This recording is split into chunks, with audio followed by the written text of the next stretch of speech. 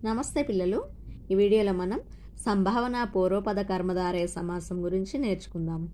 నిర్వచనం: పూర్వపదంలో నామవాచకాన్ని తెలియచేసే సమాసం సంభావన పూర్వపద కర్మధారయ సమాసం అంటారు. పూర్వపదం అంటే మొదటి పదం. మొదటి పదంలో నామవాచకాన్ని తెలియచేసే సమాసం. నామవాచకం అంటే ఏంటి? పేరు కదా.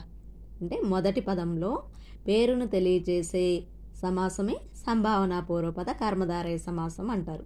ఉదాహరణలు చూద్దాం. 1. గంగా నది. గంగా అను పేరు గల నది అనేది విగ్రహవాక్యం. ఇందులో గంగా అనేది పూర్వపదం. పూర్వపదంలో నామవాచకం ఉంది కాబట్టి ఇది సంభావన పూర్వపద కర్మధారయ సమాసం అవుతుంది. 2. మర్రి చెట్టు. విగ్రహవాక్యం. మర్రి అను పేరు గల చెట్టు. 3. హిమాలయ పర్వతాలు. ఇందులో పూర్వపదం ఏంటిది? హిమాలయ అనే పేరుంది మొదటి పదంలో కాబట్టి ఇది సంభావన పూర్వపదం అవుతుంది.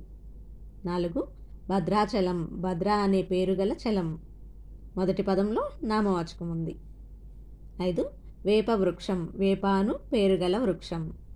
ఇందులో కూడా పూర్వపదంలో నామవాచకం ఉంది కాబట్టి ఇది సంభావన పూర్వపద కర్మధారయ సమాసం అవుతుంది.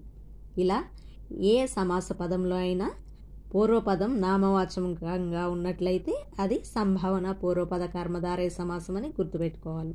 ధన్యవాదములు.